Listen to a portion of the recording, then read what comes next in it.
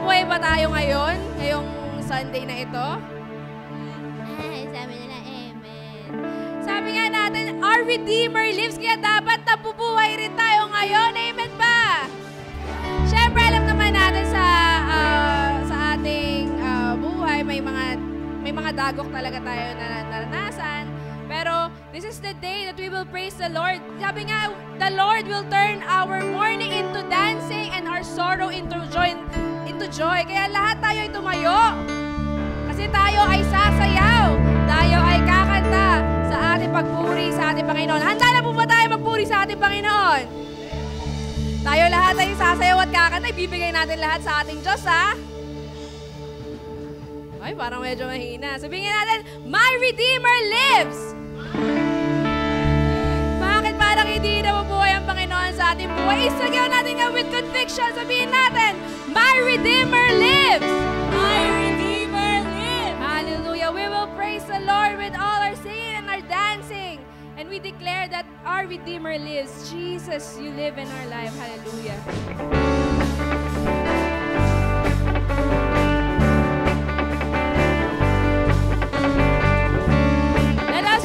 What the Lord has done in our life. Hallelujah.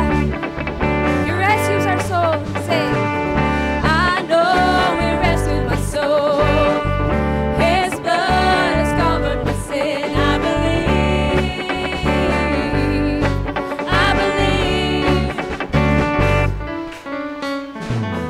My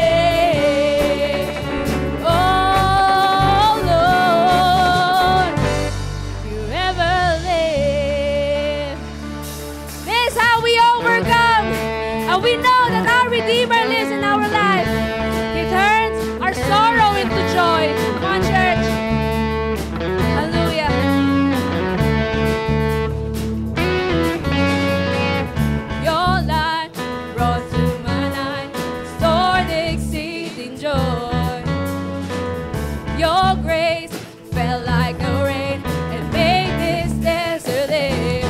You have turned my mourning into dancing. You have turned my sorrow into joy. You have turned my mourning into dancing. You have turned my sorrow into joy. One church, we lift up His glory. Hallelujah. We lift His name, sing. Your hand lifted me up. I stand on higher ground. Your praise rose in my heart and made this valley sing. Sing out. You have turned my mourning into dancing. You have turned my sorrow into joy. You have turned my mourning into dancing. You have turned my sorrow into. Let's say it once more. Let His hand lift us up. Hallelujah. Oh Lord, we give everything. His hand lift us up. Your hand lifted me up. I stand on higher. His praise rose in our hearts. Your praise rose in my heart and made this valley sing. You have turned my mourning into dancing. You have turned my sorrow into joy. Say it out. That you have turned my mourning into dancing. You have turned my sorrow into joy. This is how we overcome. That we know that our Lord is with us. Amen. This is how we overcome. Come on, church. Say it out. This is how we overcome. The Lord is with us. This is how we overcome. We praise you, Lord. This is how we overcome. Come on, let's march for the battle. This is how we overcome. This is how we overcome. This is how we overcome. This is how. Come on, we worship victory. We say, this is how we overcome. This is how we overcome. This is how we overcome. This is how we overcome. You've turned my mourning into dancing. You've turned, Lord. You have turned my sorrow into joy. Sing it out. That you have turned my mourning into dancing. You have turned my sorrow into joy. Sing it out. This is how we overcome. This is how we overcome. This is how we overcome. This is how we overcome. This is. Come on, let's dance and praise the Lord. This is how we overcome. This is how we overcome. This is how we overcome. This is how we overcome. Praise you, Lord. Come on, let's give the best clap to our Lord, our God.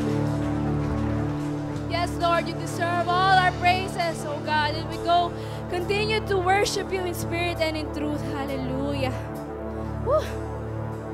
Napakasarap magpuri sa ating Panginoon. Amen ba? And as we praise the Lord, sabi nga, di ba, masarap magpuri sa Panginoon kung naaalala natin kung ano yung testimony natin bago natin nakilala ang ating Panginoon. At nung nakilala natin siya at ngayon lumalakad tayo sa kanyang pagpapala. Every time nai-discourage din tayo kahit nandito tayo sa mundong ito kasi feeling natin, hindi natin deserve yung love ng Lord eh. Diba? Pero sabi ng Diyos that He has overcome the world. There might be trials and tribulations, sabi nga sa kanyang salita.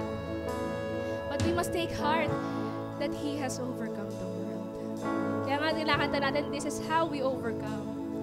At we thank the Lord of what He has done on the cross. He poured us His blood, His mighty blood, to save us from our sins. How cool is that, di ba, mga kapatid? So let this be a reminder to us as we sing this new song from the Lord. I was so rich, I remember who I was. I was lost, I was blind, I was running out of time. Sin separated, the breach was far too wide. But from the far side of the chasm, you held me in your side. So you made a way across the great divide, left behind heaven's throne to build a reign inside. There at the cross, you paid the debt I owed, broke my chains, freed my soul. For the first time I had hope.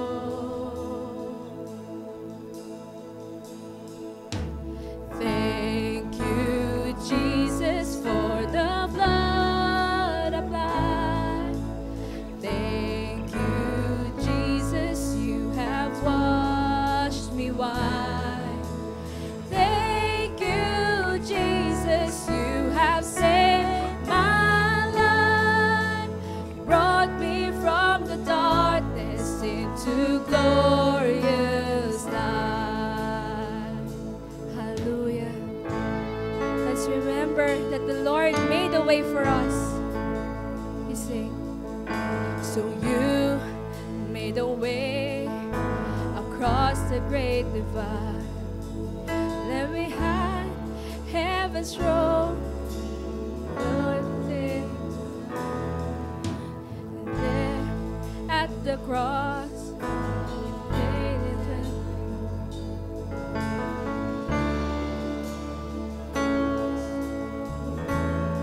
Sing thank you, hallelujah. Thank you, Jesus, for the blood applied. Thank you, Jesus, you have washed me white. Thank you, Jesus, you have saved my life, brought me from the darkness into glory. Say thank you, Jesus, for the blood. Thank you, Jesus, for the blood applied. Thank you, Jesus, you have washed me white. Thank you, Jesus, you have saved my life, brought me from the darkness into glorious light. There, my sin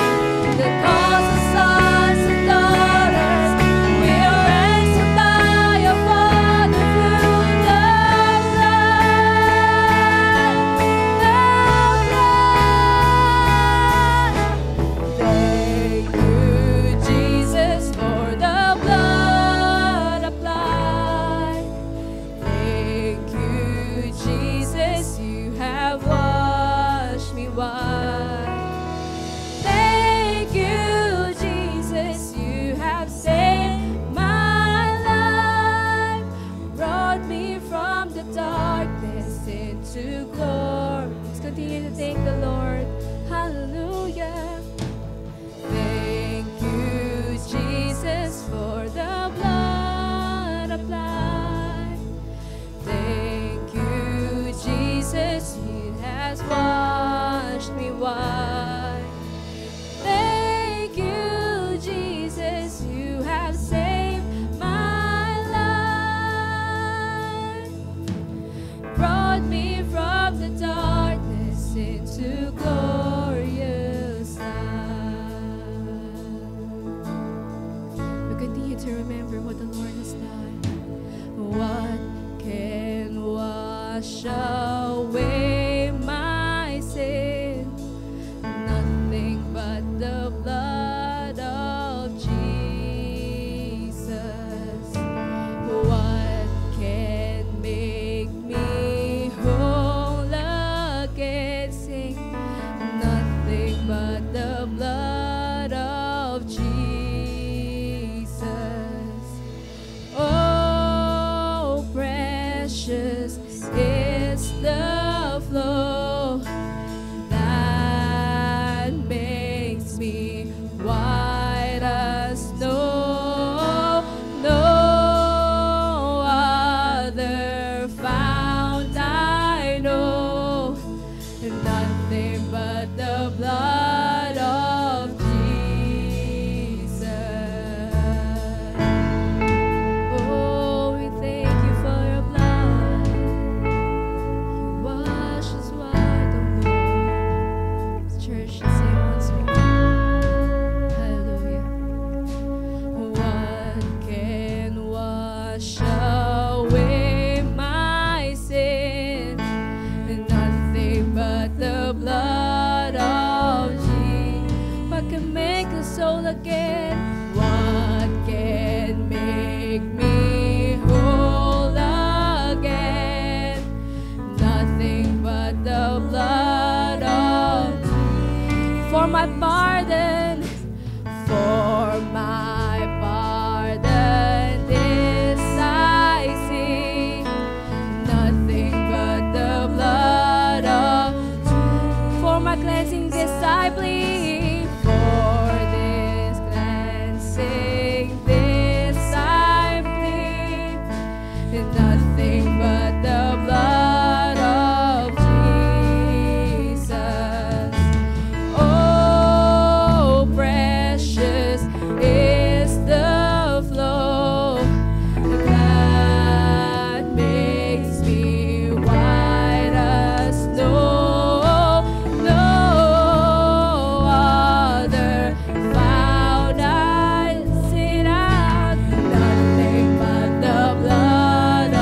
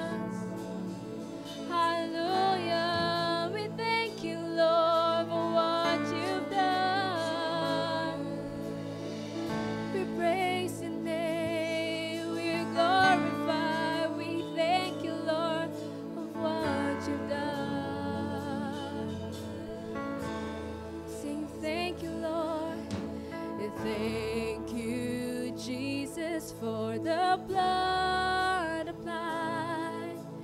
Thank you, Jesus, it has washed me white. Thank you, Jesus, you have saved my life, brought me from the darkness into glory. Sing last time. Thank you, Jesus, for the blood applied. Thank you, Jesus. Thank you, Jesus, it has washed me white. Thank you, Jesus, you have saved my life, brought me from the darkness into glorious light. We praise you, Lord. We thank you, Jesus. We thank you, Jesus, for what you have done. By the power of the blood of Jesus, we are saved. You turn our lives around.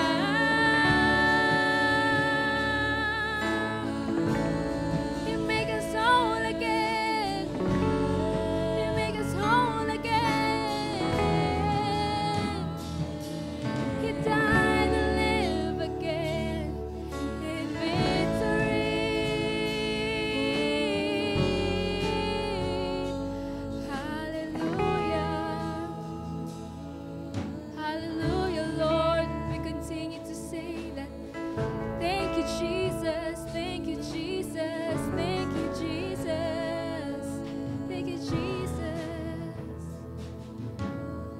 Lord, as we praise you, Lord, as we continue, Lord, let this church, oh God, be filled with the Holy Spirit. And we claim the anointing of the blood of Jesus right now in this church, that make us whole again, that broke our chains and freed our soul. Hallelujah, hallelujah.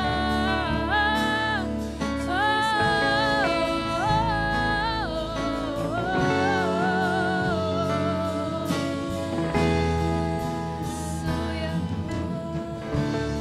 And Lord, as we continue to declare that there's nothing more powerful but your blood, Jesus, in our life. Lord, we magnify your name. Sa lahat ng mangyayari, O God, sa aming bahay-sambahan, Lord, ikaw po ang pagpurihan. Ikaw ang kumilos, O Lord God, sa buhay ng bawat isa. Sa lahat ng gagamitin mo, O Lord God, sa lahat ng tatanggapin namin na inyong salita na magpapalakas ng aming buhay. Hindi kami mag-stay, O Lord God, na nangihina lang sa buhay na ito. Pero kami ay nag-stay, O Lord God, sa solid ground, which is ikaw, Panginoon, sa aming buhay. Kaya Lord, we thank you and we bless your name. Lord, we claim the victory because you have overcome the world. You have overcome the world, and our Redeemer lives yesterday, today, and forevermore. Hallelujah, hallelujah, hallelujah. Come on, church. Praise you, Lord. And this is our utmost prayer, our petition, and our plea. In the mighty name of Jesus. And every child of God will say, Amen! Amen! Hallelujah! Hallelujah! Hallelujah! Thank you, Lord. Sige po.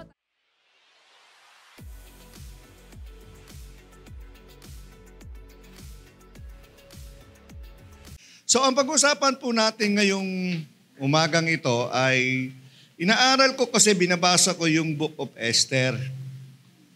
Gusto ko sanang ginagawa ko kasi yung lesson ko tungkol kay Mordecai. Kasi alam mo si Mordecai, hello, microphone, yung feedback natin. Okay? Oh, hello. Yan. Okay. Pinag-aaralan ko kasi yung kay Mordecai. Maganda yung alam niyo ba ang ganda ng istorya ni Queen Esther? Nung araw na i-share ko na yun eh. Yan yung masan ulitin ko uli para maganda. Ang ganda nung story ni Queen Esther. Ang natuwa ako doon kay Queen Esther, bago siya dinala sa hari, bago siya naging queen, 1 taon siyang pinaganda eh. Ang ganda eh. Ang nakita ko doon, paano ka iharap sa king, kailangan best ka. Walang kapintasan. So, ganon. Kay Mordecai, ang ganda rin ng istorya niya. Pero, nakita ko habang binabasa ko yung Book of Esther, ay kukunin ko muna yung summary report nung Esther. So, ang pag-uusapan natin ngayon from chapter 1 hanggang yung huling chapter ng Esther. Ang ganda. Summary lang to, summary. Ang ganda po, meron akong 5 bahagi na napansin dito, and for sure, makakatulong po ito sa ating lahat. Ano? Meron tanong nga dito eh. Ang isang tanong dito ay, okay, ang theme natin, nilagyan ko po ng theme na God is sovereign, o kaya yung the sovereignty of our God. Ibig sabihin, ang Diyos yung higit na may soberanya sa ating lahat. Di ba? Naniniwala ba kayo doon? Yung hindi mo pwedeng pantayan, He is sovereign. Ang akin pong kinuhang verse, at dito tayo ikot mamaya, pero may mga verses po akong babasahin. Pero gusto ko po ito, yung original na ginamit dito, yung na one time yung patay kung patay. Di ba? Yung patay kung patay, dito kinuha yun eh. O, kita nyo ito, basahin natin. Bago natin basahin yung iba, ito yung ano natin. Sabi ng chapter 4, verse 15 and 16, Then Esther sent this reply to Mordecai, Go, gather together all the Jews who are in Susa and fast for me. Do not eat or drink for 3 days, night or day. And my attendants will pass as you do. When this is done, I will go to the king, even though it is against the law. And if I perish, I perish. Di ba? Ganda, no? If I perish, I perish. Kasi may traditional sila na kahit queen ka, hindi ka pwedeng dumirekta sa hari nang hindi ka pinapatawag. Meron silang, ang bawat kaharian may protocol. Di ba? Kahit sa Pilipinas, sa presidente, may protocol. Pag ang Pangulo nasa Malacanang, hindi anytime pwedeng lumapit yung anak o yung asawa. May mga protocol kasi sila. Yung mga royal blood may protocol. Sa king, sa kanila may protocol. Hindi ka pwedeng pumunta sa king kung hindi ka ipapatawag. Ano? So against the law. At bawat salita ng king kasi sa kanila, batas yun, hindi mababali yon. Hindi pwedeng pasubalian yon. Kaya nga si Queen Basti, pag binasa nyo dyan, nagkaroon ng 6 na buwan na celebration sa kanilang lugar, si Basti ipinatawag noong king, hindi pumunta. So dahil doon sa hindi niya pagsipot sa pagpapatawag ng king, pinatanggal siya bilang reyna. Ganon sila kalupit. Kasi ang sabi ng mga lalaki, okay to, medyo mga babae, pasensya kayo ng konti, ano? Kasi pag pinag-aralan nyo talaga ang Old Testament, medyo paborito sa lalaki eh. Naniniwala ba kayo doon? Sabi nung mga advisor nung king, naku, mahal na Haring Xerxes, kailangang parusahan si Queen Basti kasi malaking kahihiyan sa ating mga kalalakihan.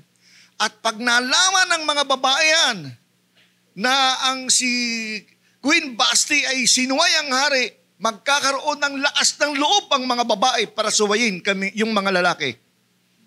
O, di ba? Kaya antimano, nagbaba sila ng ordinansa, tanggalin bilang reyna si Basti. O, di ba? Para daw yung mga babae, wala silang lakas ng loob para magreklamo, para kalabanin ng mga lalaki.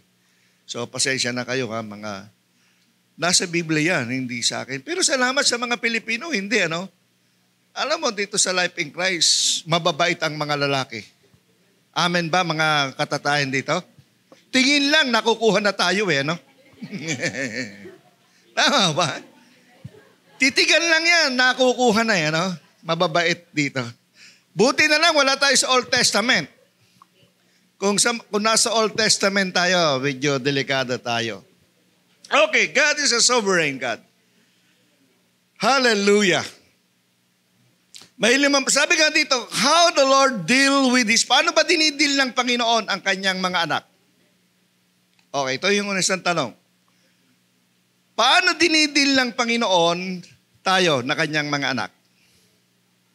At kapag mayroon naman tayong mga problema, pag mayroon tayong mga conflict, o yung mga obstacles sa buhay natin, paano natin to dinidil?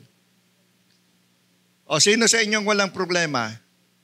Pag may problema kayo, paano nyo ito tinutugunan? Anong inyong reaction? Nagpapanik ba kayo? Natataranta ba kayo? Aligaga ba kayo? Paano? So maraming no? At dito sa Esther, meron silang ilang bagay na ginawa. Okay, ito yung sitwasyon. Una, ang ipinakikita dito ay yung sovereignty ng Panginoon. Sabi nga, the book of Esther tells of the circumstances that were essential to the survival of God's people in the world. Tumutukoy ito. Ibig sabihin, ang book of Esther ay naglalarawan ng mga pangyayari at kaganapan sa mga mahalaga na sa atin, mga anak ng Diyos. Sabi nga, yung essential to the survival of God's people in the world. Aminin man natin hindi, tayo talaga ay may conflict. Merong discrimination na nangyayari. Medyo sa Pilipinas, sometimes hindi natin napapansin. Dito sa NCR, particular sa NCR o sa ibang lugar, pero may mga lugar din talaga sa Pilipinas na medyo komplikado ang pagdating sa mga Kristiyano. Mayroon tayong mga kapatiran din na medyo mabibigat ang kanilang mga pinagdadaanan kasi may discrimination din talaga. Alam nyo, halimbawa ganito, sa Pilipinas kasi uso yung tinatawag na palakasan eh. Meron kayong mapapansin, ewan ko lang kung aware kayo rito. Halimbawa sa motor, sa tricycle, sa jeep, sa mga kotse, sa mga truck na malalaki, meron doong flag ng isang religious organization, makikita nyo nakatatak yun. Nakatatak yun, ha? Flag yun, flag. Nakatatak yun sa bawat sasakyan. At kapag nakita nila yon, yung flag na yon, iniilagan yon ng mga traffic enforcer. At even yung mga pulis, hindi pinaghuhuli yon. Kung may violation man, maluwag ang kanilang pagtrato. Kasi nakikita nila yung flag. Alam nyo kung anong organization yon, anong religion? Your assignment. Meron. Napansin nyo yon? Mamaya, bulong nyo sa akin. Totoo nakikita nyo? Sa motor, napapansin ko yan. Sa tricycle. Minsan sa mga truck na malalaki, umama ka sa lubong ko. Talaga sabi ko ganito, rampant yun. Kaya pati traffic enforcer, dire-diretso yun. Isa nga sabi ganito. Nahuli ako eh. Sabi ko, sir, pasensya na. Pastor ako eh. Ano ngayon? Iglesia ni Cristo ako. Di kanya, no? O, di ba? Pero they respect us. Pinakita ko yung ID ko. O, sige, mag-iingat kayo, ha? Ganon. Ako as a pastor, minsan marami akong privilege eh. Dati yung iba, ang daming mga IDs. Ako, nakikita ko lang yung makapangyarihang ID ko. Makapangyarihan yung ID ko eh. Sa Makati nga eh. Kasama ko yung kapatid ko eh. Alakad ka. Ako nagdadrive, kukwentuhan kami. Unaware ako, beating na red light ako. Hilpuyat yun. Inasa ko. Sir, beating the red light ka. Ganun po ba? Hindi po ba yellow pa? Red na. Red na ho. Red. Ganun po ba? E di, ako kasi ang ugali ko, pag hinuli ako, tinuruan ako ng pulis eh. Pag hinuli ako, pinara ko na, even yung mga traffic enforcer, MMDA, lahat, hindi pa nila hinihingi yung ID ko, binibigay ko na. Hindi pa nila hinihingi yung lisensya ko, binibigay ko na. Basta nahuli ako, sir, pasensya na po, ito po yung lisensya ko. Ano yan, maraming beses, pero hindi pa ako natikitan. Bibigay ko, kahit MMDA. Tapos, pag nakita nila yung lisensya ko, titingnan, sir, ano pala, anong ganito, nga sir may violation ako talaga, pasensya na sir medyo nagmamadali lang. Sabay ako nakikiusap. Kasi yun yung turo sa akin ng pulis. Huwag mong hintayin, hanapin yung ID mo. Bisa kukunin yung ID mo, gustong makita, makikipagtalo ko. Hindi, ibigay mo kagad, may lisensya ka. Then saka ka makikiusap. Sir, pasensya na po, nagmamadali lang ako. Pastor po kasi ako, may meeting ako, ganito. Kahit doon sa Cubao, yes, maraming beses. At wala pang tumikit sa akin kahit minsan. Dahil marunong kang makiusap at makipag-deal sa mga tao. Di ba ganon? Sabi ko sa inyo, magpastor kasi kayo. Ano? Tinuturuan ko kayo. Pag nagdadrive kayo, yun din ang isang technique. Hindi pa kinukuha yung lisensya nyo, ibigay nyo na. Huwag kayong makikipagtalo. Tapos saka na lang kayong makikiusap. Nang may kababaang loob. Huwag kayong magmamataas, definitely. Huwag kayong magmamataas kasi merong 215 violation ng isang driver. Pag tinawag ka ng traffic enforcer at nagtanong kang, sir, anong violation ko? Yun ang violation mo. Bakit ko nabanggit yun? Sabi, anong kinalaman mo sa tinuturo natin? Kasi nga, whether we like it or not, as a Christians, as a believers of Christ, bawat isa sa atin, meron tayong conflict sa buhay. Meron tayong obstacle. And ang question ay, how do we deal our problems? How do we deal our conflicts? Diba? At ito sa Book of Esther, tingnan natin paano nila dinil. Sabi niyo dito, yung Book of Esther daw ay tumutukoy sa survival ng lahat ng mga Kristiyano sa buong mundo. Sabi nga, the circumstances were not the result of chance but of God's grand design. Note. Minsan, yung mga circumstances sa buhay natin, yung mga obstacles sa buhay natin, yung mga problemang dumarating, ay pinayagan ng Diyos, hinayaan ng Diyos na dumating sa atin. Alam ng Panginoon, pero hindi niya pinipigilan, hinahayaan niya lang. Bakit kaya? Gusto ba ng Panginoon na maghirap tayo? Gusto ba ng Panginoon na pahirapan tayo? Pwede niya naman pigilan eh. Di ba? Pero hinahayaan ng Panginoon yon. Kahit sa kanyang bayang Israel, pinayagan niya to. Hindi niya sinawata. Yung mga nambubuli, up to now, ang Israel binubuli, di ba? Up to now, maraming bansa sa paligid ng Israel ay binubuli pa rin. Pinagtutulong-tulungan sila, pinagbibintangan ng hindi lahat. Ginigera, binapadalhan ng mga missiles. Sabi nga natin, kung ang bayan ng Israel ay totoong bayan ng Diyos, bakit siya pinahihirapan? Note, for a purpose. Yung problema sa buhay natin ganyan. Kaya nga ako sabi ko ganito, madaling magpasalamat pag may blessing. Amen? Pero dapat higit kang magpasalamat pag may dumating sa iyong problema. In any obstacle sa buhay natin, in any circumstances sa buhay natin, pag dumadating, doon mas masarap magpasalamat sa Diyos. Amen? Hindi lang pag may blessing. Kaya nga sabi ko, how do we deal our conflict? May conflict. Sa bawat tahanan may conflict. Sa mag-asawa may conflict. Sa mag-ina, sa mag-ama may conflict. Sa pamilya may conflict. Hanggat nandito tayo sa lupa, may conflict ang buhay natin. May obstacle, may problema. Ang tanong lang ay how do we deal? Ang sabi dito, but wag mo kalilimutan, God is sovereign over every area of life.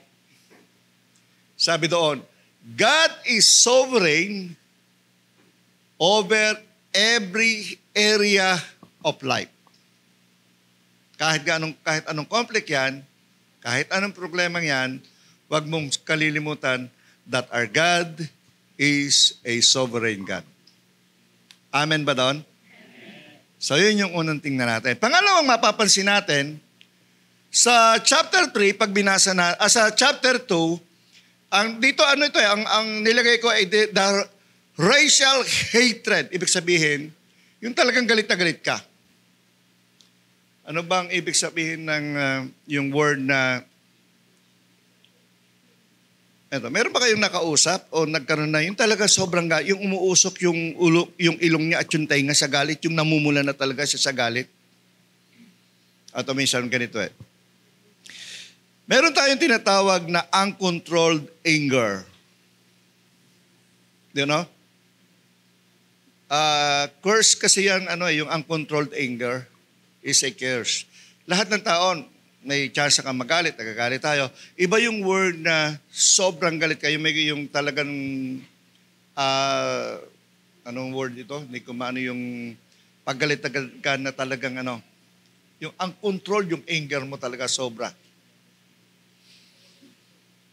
Kasi kapag ka gano'n yun yung time na nakakapagsalita ka ng hindi maganda, nakikurse ka mo kahit anak mo, asawa mo, pamilya mo, di ba? Nakikurse mo sila dahil sa sobrang galit mo. Meron ba kayong karanasan ganon? Meron ba kayong kapamilya, kakilala, kaibigan na ganon? Tapos sa sobrang galit niya, kahit anong mahawakan niya, ipapalo sa'yo, ihahagi sa'yo. Di ba yung ganon?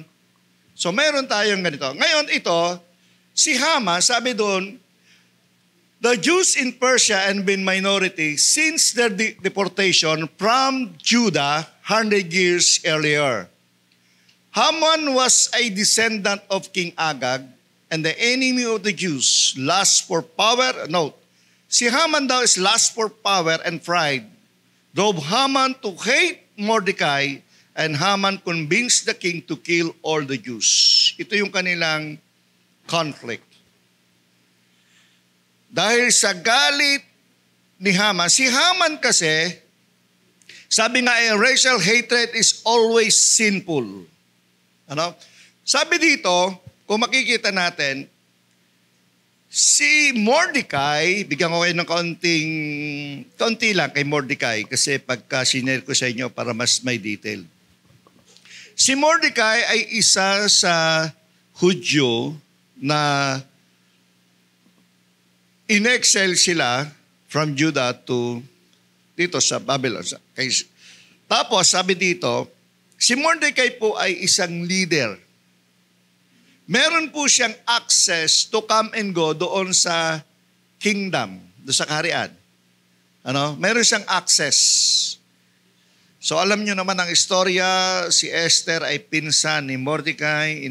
Nung namatay ang tatay at nanay ni Esther, inalagaan ni Mordecai. So meron silang malapit na relasyon. So si Mordecai ay siya rin ang gumawa ng paraan para maging queen si Esther. At ang trabaho ni Mordecai, lagi siyang naandoon sa may bungad may pintuan, sa may gate nung kaharian. Meron siyang access. Ang problema, itong si Haman, isa sa mga leader ng hari, pag dumaan ito si Haman, masyado siyang mayabang, siya sa kapangyarihan, sa popularity, medyo may kayabangan ng konti at masyadong mababa ang tingin niya pagdating sa mga Hudyo. Lahat ng tao nagbibigay pugay kay Haman pag dumaan. Ito si Mordecai hindi. Hindi siya ibig sabihin, hindi siya nagbabaw. Hindi siya nagre-respeto kay Haman. Kasi kilala ni Mordecai kung sino si Haman. Ano yung karakter ni Haman, ano yung ugali ni Haman. And never in his life na nagbigay pugay siya kay Haman. Kaya galit na galit na galit. Kasi yung kanyang disrespect Sipin mo lahat. Pero itong isang to, dayuhan ka lang, sabi nila, alipin ka lang, mababa yung pagtingin niya, hindi siya hindi siya nagbibigay galang. Sabi rito. So, kaya kung mapapansin ninyo dito, sa chapter 3, pag binasa nyo, gumawa siya ng kaparaanan para maipapatay si Mordecai sa galit niya. Ang problema, lahat ng Hudyo damay. Dahil kay Haman, sa galit ni Haman kay Mordecai, gusto niyang ipapatay si Mordecai pero lahat damay. Kaya nga sabi dito,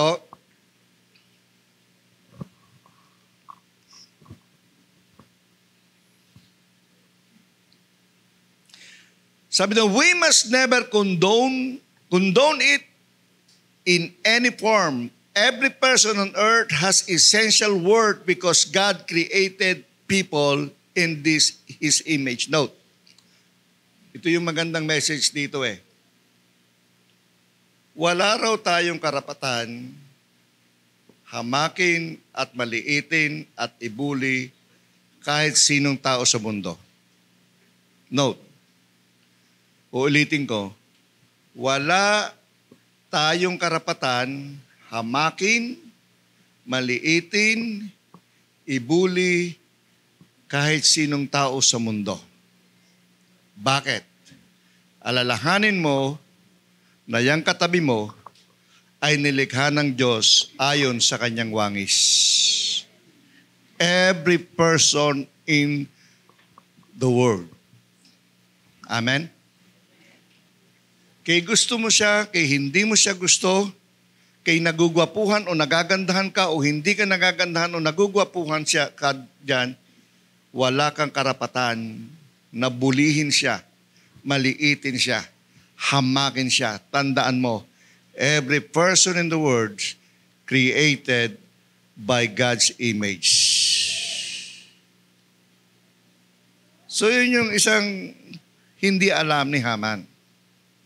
That Mordecai and all the Jews created according to God's image. Mababa Aminin man natin hindi, minsan may mababa tayo. Ito yung isang nakita kong maganda rito Na ang isang lesson na makikita natin dito kay Esther ay yung equally na, yung pantay-pantay na pagtingin sa mga tao. Kahit sino ka pa, kahit anong kalagayan mo sa buhay. Kasi tayo, aminin natin hindi, pag ang iyong kasama, pag siya'y professional, mataas ang iyong pagtingin. Pag maraming pera, medyo powerful. Diba? Diba? Pero kapag hindi nakapag-aaral, mahirap, walang pera, aminin man natin hindi. Sino yung hipokritong magsasabing hindi? Minsan mababa ang tingin natin sa tao kapag hindi siya nag-aral. Diba? Kapag mahirap lang siya, pero kapag maganda ang damit, tingnan nyo, alam nyo ito, professional to, doktor to, abogado to, mayaman to. Di ba? Kita nyo. Pag mayroon kayong darating na bisita, at medyo ang darating nyo bisita ay marangal, naglilinis kayo ng bahay. Naghahanda kayo ng merienda. Pero kapag kapitbahay nyo lang, at lalo na kung mangungutang, magsasarado kayo ng pintuan. Hindi, ibig sabihin lang, kung may parating kayong bisita at ordinary lang, okay lang. Wag lang. Mababa ang pagtingin natin.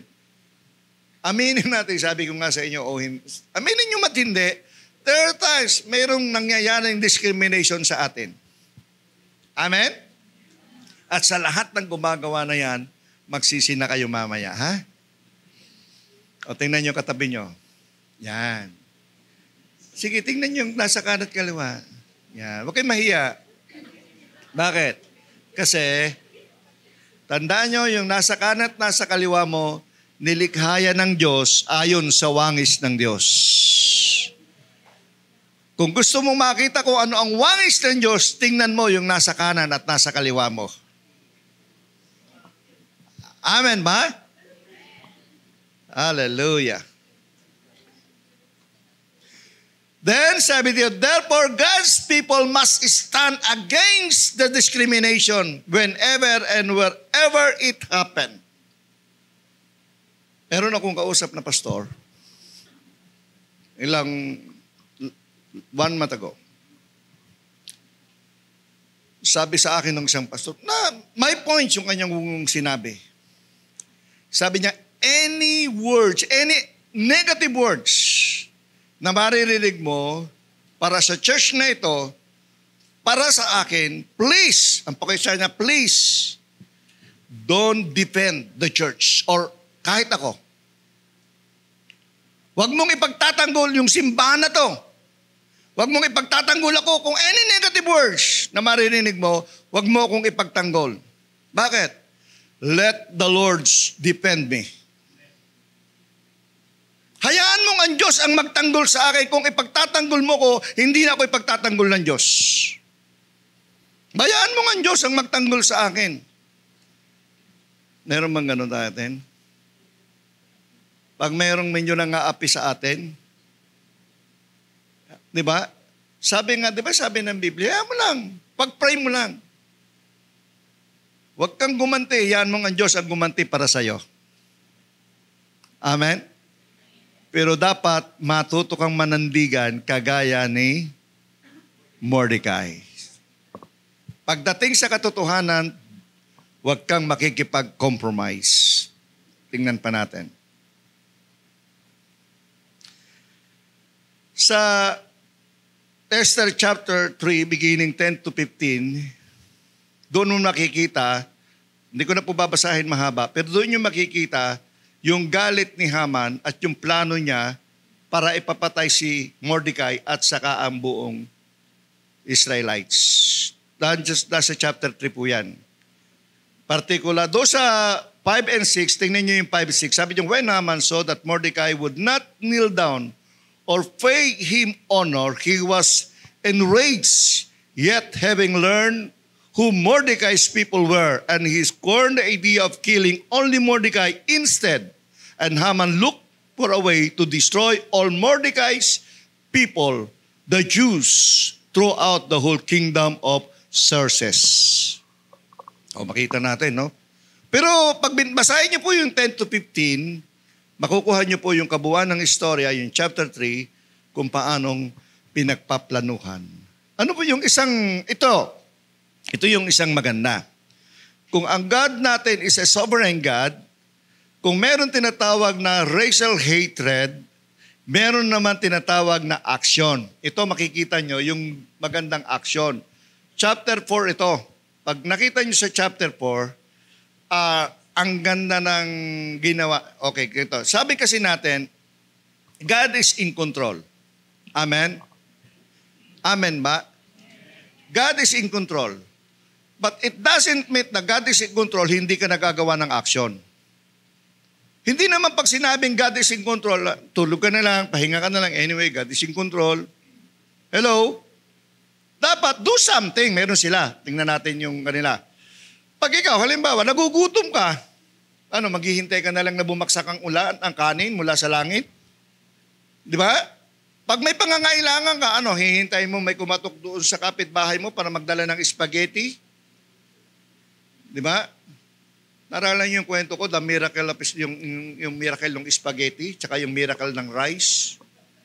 Pagka gano'n, di ba? May miracle ng spaghetti, may miracle ng rice. Naralan yung kwentong yun, so hindi nakarinig kasi huwag kayong absent. Kasi pag umabsent kayo, minsan din nyo naririnig eh.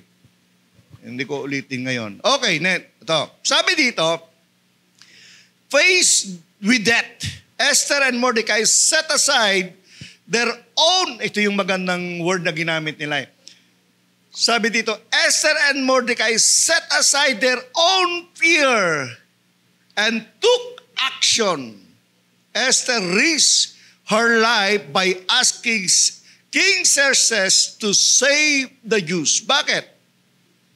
Sabi kasi ni Mordecai kay Esther, Queen Esther, nagbaba na ang hari, pumirma na, kasi nasa chapter 3, pinirmahan na, tinatakan ng kanyang pantatak, may order na, mayroon ng court order. At ang court order ay papatayin lahat ng Hudyo. Kasama ko, Queen Esther, kasama ka. Huwag mong isipin na ikaw ay reyna, hindi ka madadamay dito. Damay ka, damay-damay na tayo rito. Then dapat gumawa tayo ng aksyon. Nung marinig ni Queen Esther yun, ha? Doon sila sabi niya, okay. Minsan ito yung ganito no? Ang ginawa ni Queen Esther at ni Mordecai, sabi nga, they set aside their fear and took action. O, di ba yung ganda yung ganong karakter, ano? Alisin mo yung lahat ng pangamba mo, yung takot mo, yung pag-alaala mo, then gawa ka ng action, gawa ka ng plano. Kailangan may plano. Sino dito yung nagpaplano ng buhay niya? Okay. Sino ang may plano ang buhay niya?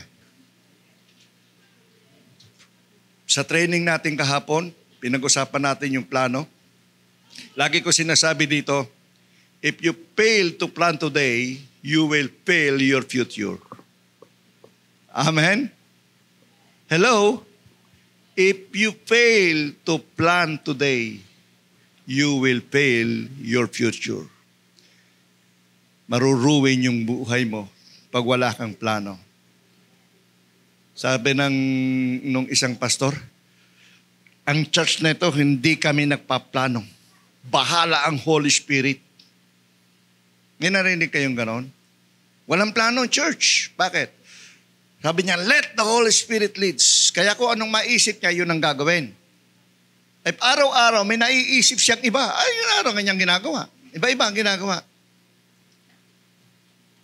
Hindi ko po sinasabing huwag nating napangunahan natin ang Holy Spirit. Pero nasa Biblia din naman ang kaparaanan na nagpaplano tayo. Di ba? O sino ang paboritong basahin ng Proverbs? Hello? Sino nagbabasa ng Proverbs? Ay, ang Proverbs nga kahit lang nga may plano eh. Di ba? Kahit yung insekto may plano. Ano? Kaya kapag walang plano buhay mo, mas magaling pa sa iyo ang langgam. Kahit walang utak, may plano. Hello? So, plan your future. Yes, dapat dependence tayo sa Holy Spirit, but plan your future. Okay. Sabi dito, when the outnumbered and powerless, it is a natural for us to feel helpless. And Queen Esther and Mordecai resisted this temptation and acted with courage. Yun ang gandang karakter, ano? Inilagay nila sa isang tabi yung kanilang takot. At sabi kahit sila'y outnumbered, kahit sila'y powerless, sabi na they acted with courage. Meron silang tapang, meron silang courage. Dapat wag mawawala yung courage sa atin, yung tapang. Sabi doon, it is not enough to know that God is in control. Yung binabanggit ko sa inyo kanina. It is not enough to know that God is in control. We must act with self-sacrifice and courage to follow God's guidance. In every plan, in every action, there is sacrifice. Amen? Yung buhay natin na tinatahak araw-araw, kailangan ng sakripisyo. Ang isang estudyante bago makagraduate ng college, ilang taon kang mag-aaral? Depende sa course. Yung ordinaryong course, kailangan mo ng 14 na taon o 13 taon. Kasi may kinder pa eh. Eh meron pang preschool. Ang elementary, 6 na taon. Ang high school, 6 na taon. Kasi may K-12 eh. Ang college, depende. May 4 na taon, may 5 taon, may 8 taon, may 10 taon. Depende. It takes a lot of sacrifice sa isang bata o sa isang estudyante bago siya mag-graduate. Amen? At pag nakagraduate na siya, tuwan-tuwa siya. Kagraduate na eh. Pwede na siyang magpahinga. Tama ba? No. Ang pag-aaral sa isang estudyante, ay pundasyon pa lang ng buhay mo sa hinaharap. Sapagkat ang tunay na laban, pagkatapos kang mag-aral. Amen ba? Yes! Mag-celebrate ka, mag-enjoy ka kasi nakatapos ka na because that is the foundation. Pero yung paghahanap ng trabaho, another challenge. At kapag nagtatrabaho ko na, another challenge. Sabi nga ang buhay natin, full of challenge. At kailangan ang matalinong pagpapasya. Mamaya pag-usapan natin yung wisdom. Hello? Tama ba? Hindi. Yes, it is not enough that God is in control. We take action. Kasi yun yung ginawa ni Mordecai at ni Esther. In order to save all the Jews, they take action. They fast for 3 days and 3 nights. Then sabi ni Esther, kakausapin ko ang hari, kung ako'y mamatay, ay di mamatay. If I perish, then I perish. Bakit? Kung hindi ko naman kakausapin ng hari, mamamatay din tayo eh. Di kausapin ko na. But, meron silang preparation. Ang lahat isinaalang-alang nila sa Diyos. May plano sila. But, they fast for 3 days and 3 nights. Lahat. Buong Hudyo. Sabi niya, ako at ang aking staff, sabi ni Esther, magpapasting kami. At kayo din, magpapasting din kayo 3 days and 3 nights. It takes sacrifices. Amen? Hello? Ang buhay ay puno ng pagsasakripisyo kung gusto mong umasenso sa buhay. Kung gusto mong maging matagumpay, it takes sacrifice. Amen ba? Yan ang maganda. Ang ganda, alam niyo ang gandang pag-aralan ng Esther eh.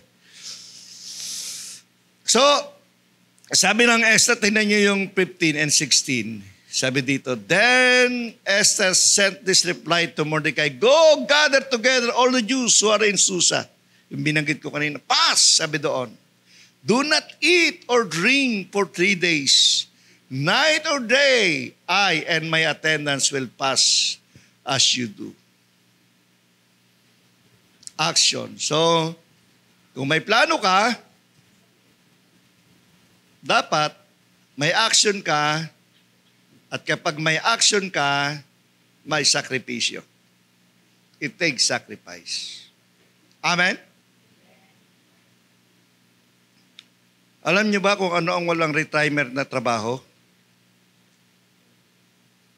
Mayroong trabahong walang retirement. Ako, retirable na ako. Anytime. Agre-retired ako sa office. Office lang ang pwede kong i-retired. Yung office. Pero yung ministry, walang retirement yun eh. Tama ba? Ang ministry, walang retirement. Forever yan eh. Hanggang sa dumating ang Panginoon, hanggang sa kuhanin ka ni Lord, walang retirement ng ministry. Office lang ang inire-retired natin. Ang pagiging nanay at tatay, wala ring retirement. Di ba natin? Nung bata sila, pinagluluto mo. Hanggang sa matanda, pinagluluto mo pa rin. Inaalagaan mo pa rin. Pwede ba ang nanay magsabi, pwede ba ako mag-retire bilang nanay? Meron bang tatay, pwede ba ako magsabi, retired na ako bilang tatay? Wala naman na yan, ha? Forever. Yan yung mga trabahong walang retirement. Ano? Ang liit pa ng compensation. Ay, wala ba? Oy, yung mga dapat may compensation. Ayan na, mga anak. Babanggitin ko sa inyo. Ang pagiging nanay at tatay dapat may compensation. Sino magbibigay ng di yung anak. Tama yun. Okay. Ito, narinig ko ito kay Pastor Peter Tanchi. Sabi ni Pastor Peter Tanchi, galing to sa kanya, sabi niya ito. Ang isang estudyante, normal na pinakakain, pinag-aaral, inaalagaan ng magulang. Amen? Pero pag ang isang estudyante nakatapos sa pag-aaral at kumikita na ng sariling pera, dapat nagsishare ng gasto sa tahanan. Amen? Bakit?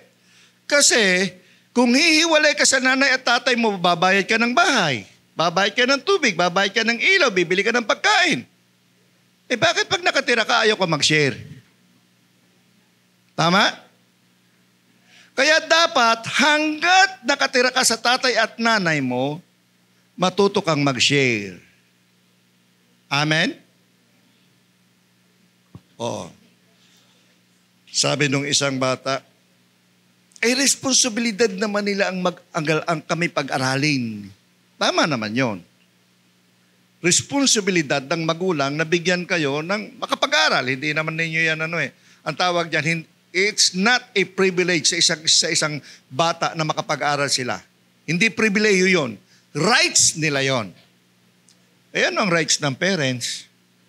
Ano sabi ni Paul sa Corinthians? You should take care of your parents. Anong sabi ng Old Testament? You should take care of your parents. Pwede mo ba silang i-care nang hindi mo sila binibigyan? Hello? May duties tayo, but sabi nga, may responsibility rin tayo. So, it takes a sacrifice. Note, yung number 4 na binigay dito, ito isang maganda. Sabi dito, wisdom. Nasa chapter 2 yan, 3 verse 2. Importante yung wisdom. Ang book of Proverbs nagsasabi regarding wisdom. Okay. Ito binanggit ko na one time. Ewan ko kung kabisado nyo to. Ano ang ginamit ng Diyos sa creation? Ano ang unang nilikha ng Diyos? Binanggit nyo na ito one time? Wisdom. God created first wisdom. And wisdom created the heaven and the earth and the universe. Nasa Proverbs yan, chapter 8. Basahin nyo. He created wisdom. Pagkatapos na makreate niya yung wisdom, then He created the heaven and the earth and all things within. Proverbs. Akala nung ibang religion, yung wisdom na yun si Jesus Christ. Sabi nung isang religious organization, hindi. Kinreate muna ng Diyos Ama si Christ, tapos si Christ ang nag-create doon sa universe. Yun yung kanilang paliwanag. No, it's wisdom. It's not Christ, it's wisdom. So mahalaga yung wisdom. At ang maganda rito because we created in God's image, people, or we are built in wisdom. Note, kung ang Panginoon ay puno ng kaalaman, ng karunungan, ang tao meron din. Hello? Maaring iba-iba ang level. Iba-iba ang pantay ng wisdom. Tama ba? Hindi pare-pareho, but we are created, built in wisdom. Pag nasa Biblia yan, okay, merong mga tao na kahit sila ay yung tinatawag na yung mga autistic na tao. Di ba? Meron akong isang kilalang, one time na naikwento ko sa iyo, pag nakita mo itong batang ito, parang hindi siya normal. As in, hindi siya normal. Tamad siyang mag-aral. Pero ang galing, napaka-talented. At sabi ko nga sa inyo, di ba, one time, at the age of 20, nagtayo siya ng sarili niyang kumpanya. At the age of 23, he earned millions.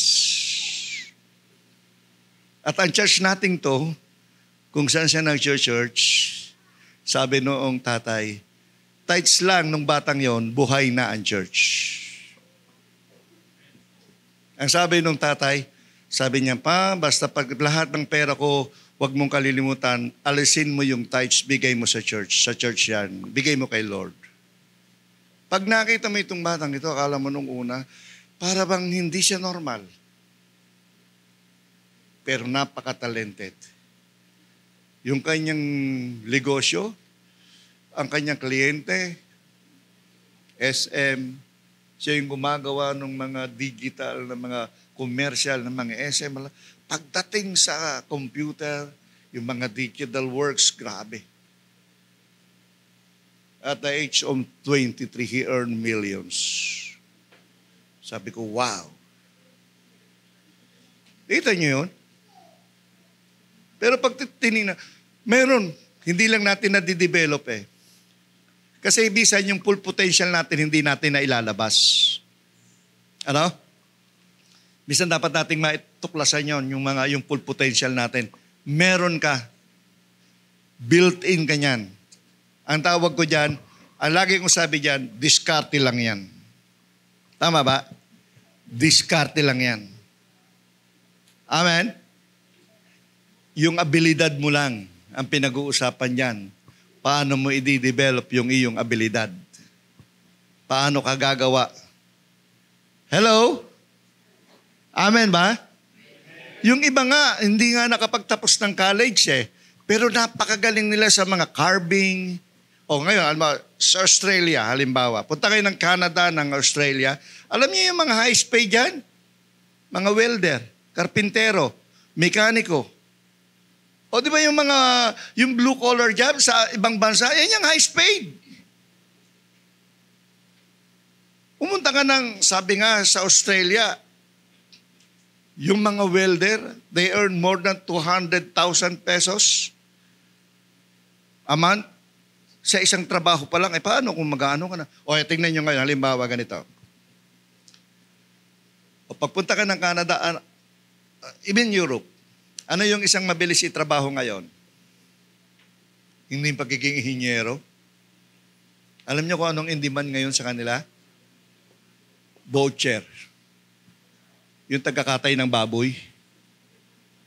Kailangan may certificate ka ng N2 galing sa TESDA. At pag meron ka certificate at nakapasa ka nito, malaki ang kita. Parang dito sa atin, matador. Parang hamak na trabaho, matador. But sa ibang bansa, they earn a lot. Di ba? Kaya minsan sabi ko, wow, diskarte lang yan. Hindi mo pala kailangan maging ihinyero kung magaling ka lang matador. Ano? Tingnan, wisdom. Okay, tingnan natin. Bakit? Ano ba? Paano iniligtas ng Israel?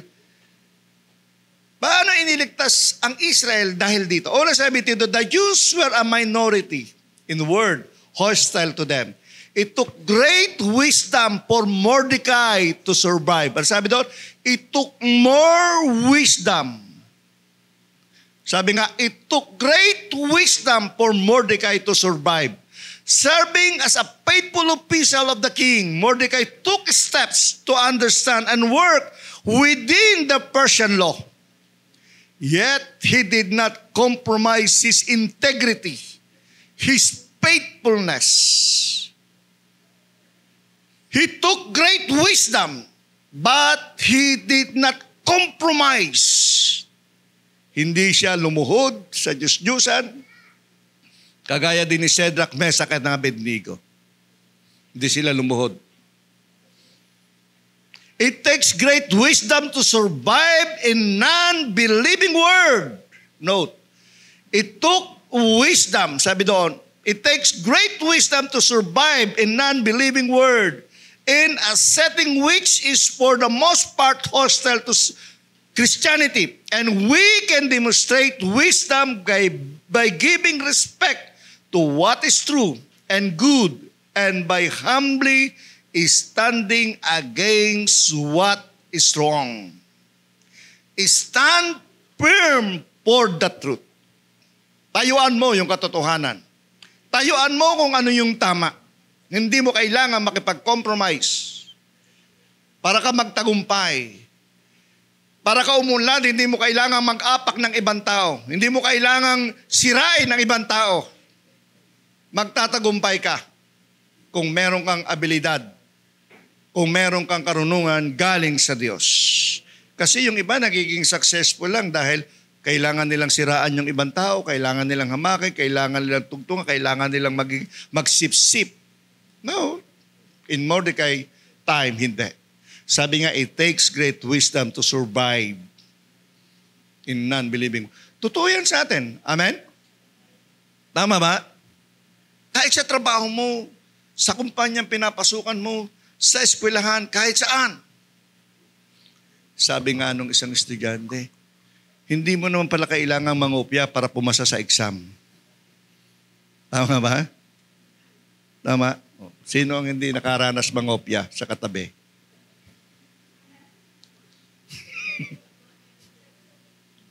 Ako nga gumawa ako ng exam hindi ako marunong mag-drawing. Kailangan i-drawing ko yung Book of Ephesians. Yung bang yung gagawin ko sa Bible School, comics. Iko-comics, Ang ginawa ko, hiniram ko yung project ng kaklase ko, kinapi-paste ko. Edi tres kami pareho. Galit na galit sa akin yung kaklase ko, inandaya ako Sabi ko, nga, Bakit sabi hindi natin kailangan mangopya para pumasa, mag-aral ka lang. Amen ba? Huwag niyo kong gagayahin. Yung mga masamang karanasan natin sa buhay, huwag natin pagagaya sa iba. Amen ba? Aral lang. Aral lang. Tama ba? Kinukomport ko yung sarili ko noon Sabi ko doon sa teacher ko, presidente ng Foursquare yung teacher ko. Akbayan yun ako. Ed, may problema ba sa exam? Wala naman, sir. Bakit? Marang mababa ka doon. Mo, sir. Promise. Gagalingan ko sa labas. Sabi ko, sir, mahina ako sa written Sa labas ko na lang gagalingan. Di ba? And out of 68 students na magkakaklase kami, 2 lang kaming nag-survive. Yes. Out of 68 students, 2 lang kaming gumraduate.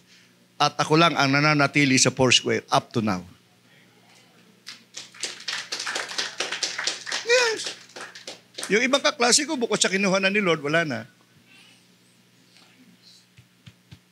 Ito yung supervisor natin. Sabi ko nga, pag kinukwento ko yung karanasan ko, pa ako pumunta rito.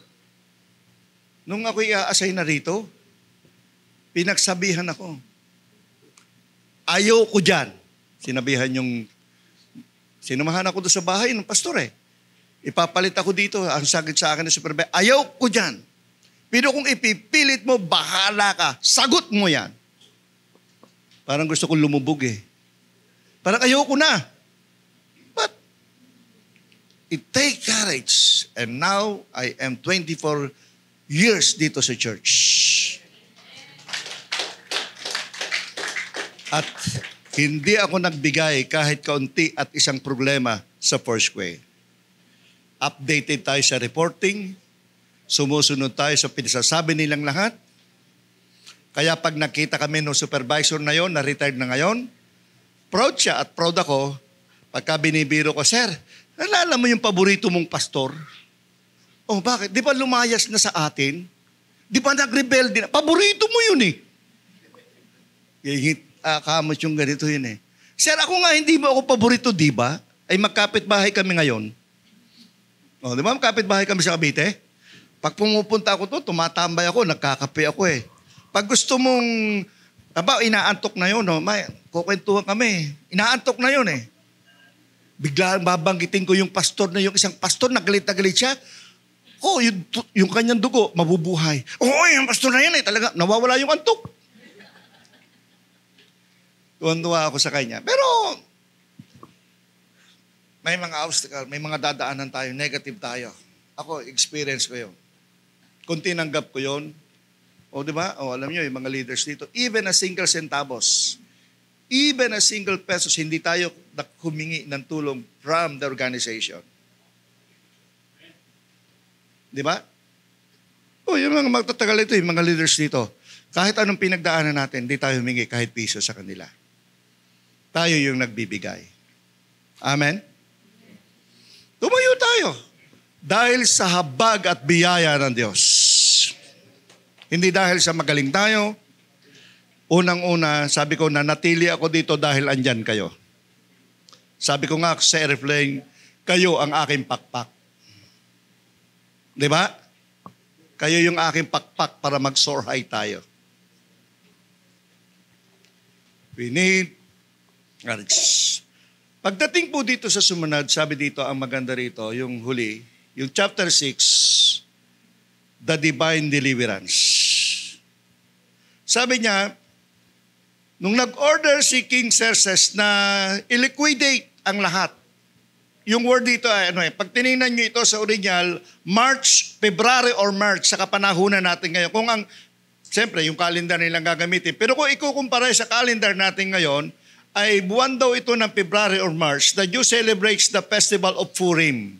Ibig sabihin, yung Purim po, ang ibig po nitong sabihin ay nagsisimbolize po ito ng celebration sa Israel ng deliverance. Yung deliverance ng Panginoon. Alam to ni Haman. Kaya sinabi niya, sa Purim, it means lots. Doon sa day of celebration, doon natin ililiquidate ang lahat ng mga Hudyo. Doon natin sila ipapapatay. Sabi dito, but God overruled using Queen Esther to intercede on behalf of the Jews. And because God is in control of history, He is never frustrated by any turn or events or human action. He is able to save us from evil, sabi dito, of this world and deliver us from sin and death. Because we trust God, we are not to fear what people may do to us. Instead, we are to be confident in God's control. Natutuhan natin lahat magtiwala sa Diyos at hindi sa tao. Amen? Ako in my life, sa aking journey sa ministry, sabi ko nga, sa aking journey sa ministry, never akong magtiwala at umasa sa kakayahan ng isang tao, lagi tayo sa Diyos. Yung iba kasing pastor, pag nakakita ng mga singkit ng mga Koreano, kulang na lang himurin yung pit dahil alam nila magdadala na swerte sa kanila, di ba? Pag may mga foreigner, ako never. Never akong umasa kahit na kaninong foreigner o kahit kaninong tao. Bakit? Kasi alam ko ang Diyos sa pinaglilingkuran ko, and He is able to save us and to help us. Amen? Sa Diyos, huwag sa tao, sa Diyos ka magtitiwala. Kahit anong mangyari. Kasi kahit anong mangyari, hindi tayo iiwan ng Diyos. Sabi nga, anong ginawa nila? Set aside your fear in order to save people. Yan yung ginawa na Esther. Esther and Mordecai set aside their own fear and took action. Esther risked her life by asking King Xerxes to save Jews. Kaya nagkaroon ng deliverance. Meron silang ginawa. We need wisdom to survive. The Jews were a minority in word, hostile to them. It took great wisdom for Mordecai to survive.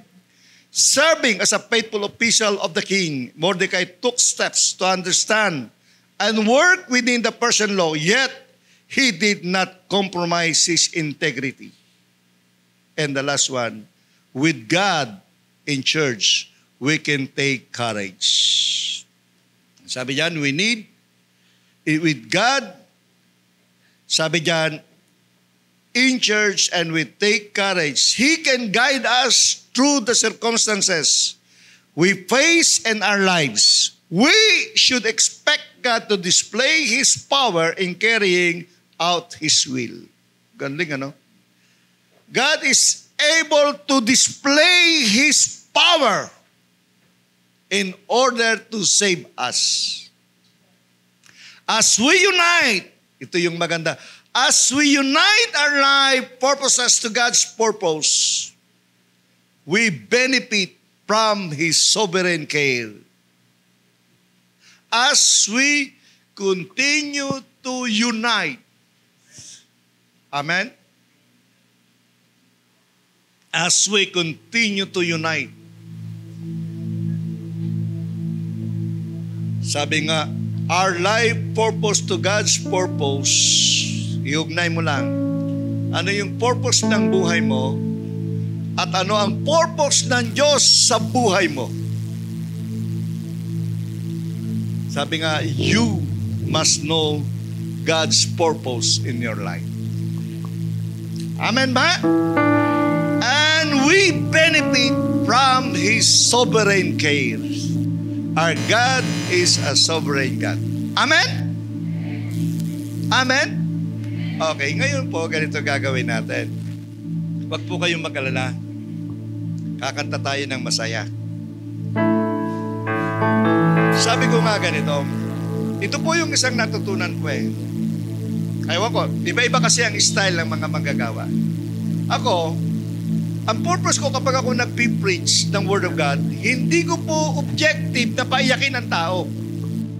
Amen? Yung iba pag nagpapaawit, ang gusto nila umiyak yung tao. Tama ba? No, in service sa ating pananambahan, ang ating objective ay hindi paiyakin ng tao. Amen ba? Minsan naiiyak ka dahil nahihipo ka ng Banal na Espiritu Santo, hindi masama yun. Okay yun. Walang masama doon.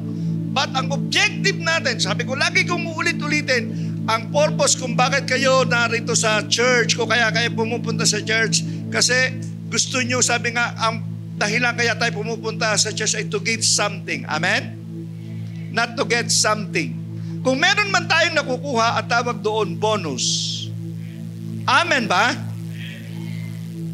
Kasi ang aking intention is share, bahagi ang salita ng Diyos na may matututunan kayo at ang natututunan ito ay nagiging baon nyo at nagbibigay ng kalakasan sa inyong paglilingkod. Pero hindi ko gustong paiyakin kayo. Kaya sabi ng iba, Pastor, bakit hindi ka nang ano? Bakit? Bakit? Parang umiyak. Kasi akala nila pag ang tao umiyak, nabibless. Sabi ko, hindi, kaya na umiyak yan, maraming problema. Di ba? At dahil maraming problema yan, pag-uwi dapat masaya. Amen? Matay tayo lahat. Yung WLD, awitin natin yung masayang awit kanina, then we will pray. Yes, hallelujah. We'll praise the Lord because we are overcomers. Amen? Alam natin, sabi nga ni Pastor, may mga daladalahin tayo, pero yun ang ibibigay natin papuri sa ating Panginoon, ibibigay natin lahat sa Kanyang paanan. Hallelujah. Blessed is how we overcome. Praise the Lord.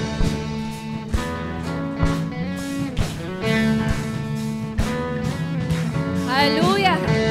Tunay nga ng Kanyang ilaw nagliliwanag sa ating buhay. Sing. Your light broke through my night, restored exceeding joy. Your grace fell like the rain and make this desert live. You have turned my morning into dancing. Come on, let's dance for the Lord. You have turned my sorrow into joy. Hallelujah. His hand lift us up. Hallelujah. Your hand lifted me up. I stand on higher ground. Your praise rose in my heart and made this valley sing. You have turned, for me, my God, my mourning into dancing. You have turned my sorrow into joy. Sa lahat na napapagal, we sing. You have turned my morning into dancing. You have turned my sorrow into joy. Sabi nga ng Panginoon, He has overcome the world. So we declare, this is how we overcome. Hallelujah. This is how we overcome. We praise the Lord. This is how we overcome. Hallelujah, hallelujah. This is how we overcome. Come on, let's march in victory. In the name of Jesus, we say, this is how we overcome. This is how we overcome. This is how we overcome.